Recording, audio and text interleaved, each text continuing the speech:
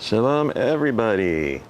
I guess you've been wondering why I haven't been doing many live walk and talks lately, and that's because it's 40 degrees every day up here in the Galilee this time of year. It makes it about over 100, 104, 102, something like that. And so I haven't been out here for a while, but take a look at this. This is very exciting. My basil plant is huge. Take a look at that. So I want to know how many of you say basil and how many say basil. I say basil. So I'm just going to go harvest this, and I'm going to get out a whole bunch of olive oil and get out the blender, and we are going to have some awesome. Actually, you shouldn't really let it go this long. You see that? It's already flowering. So when you flower it, that's not great, because you want to wait until it starts before it flowers and cut back the branches, and then they'll just grow back.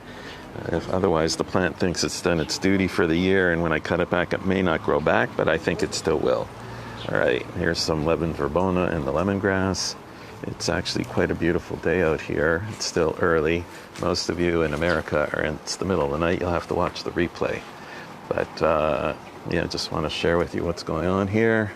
This is the lemon tree, very pretty. And the lemons are doing real well.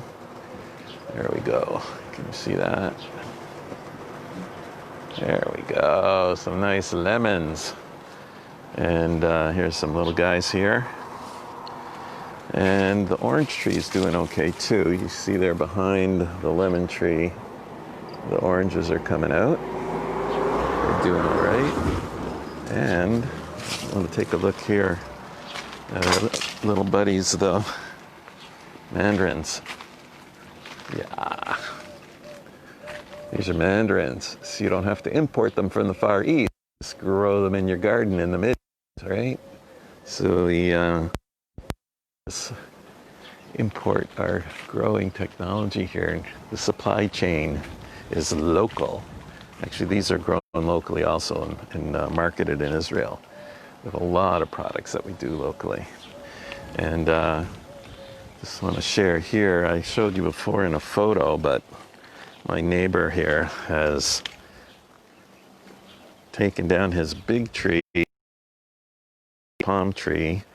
It's all not doing so well because this is the beautiful view here of Tiberias. Again, because it's so hot, it's in the 40s. We call that a Khamsin.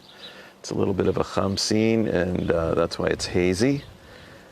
And Khamsin is actually Arabic.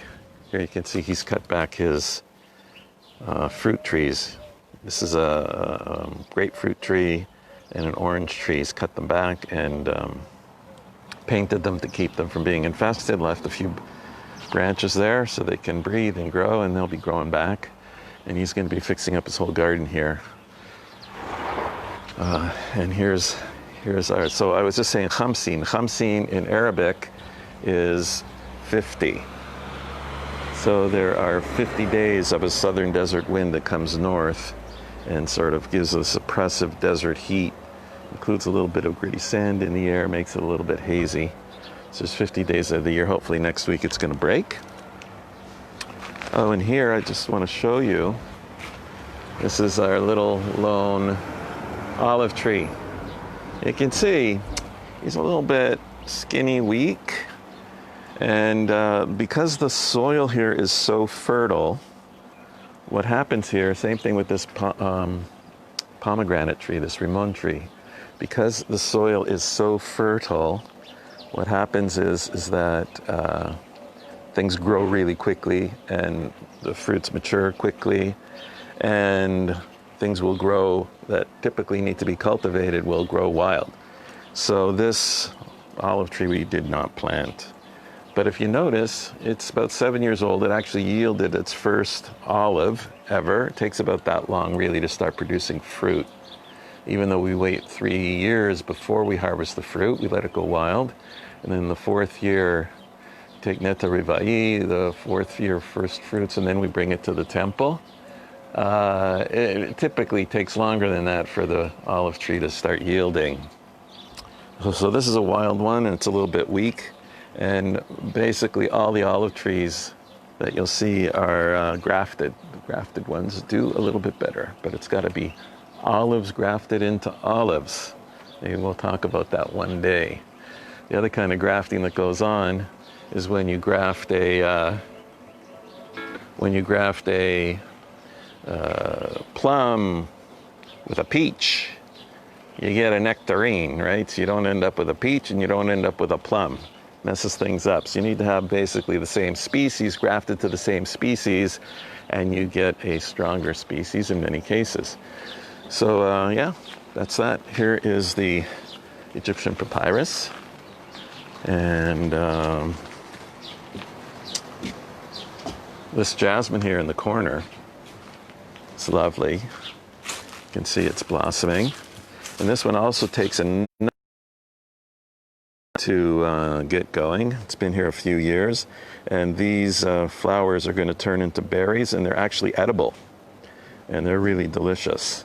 So waiting another month or so after the flowers go and it turns into berries, we can pick them and eat them.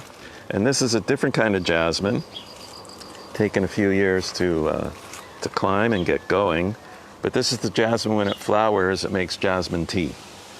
So that's the variety for jasmine tea. And that's about it. I got to go inside. I got to prepare final prep for our situation in America. It's going to be in for a few surprises, and we have a record-sized crowd coming this week. People, I think, registered by now. Hopefully there'll be more coming. A lot of new faces. Looking forward to that. So I'm going to have some time now, and it's still early in the morning here. So I will be harvesting my basil. Whoever says basil, give me a thumbs up. And whoever says basil, give me a heart. How's that? And we'll see who wins, basil or basil. Or put it in the comments if you say basil. If you say basil, say B-A-H-Z-E-L. And if you say basil, write B-A-Y-Z-E-L, basil. All right. So I'm gonna make the pesto. I'll let you see how it looks, God willing.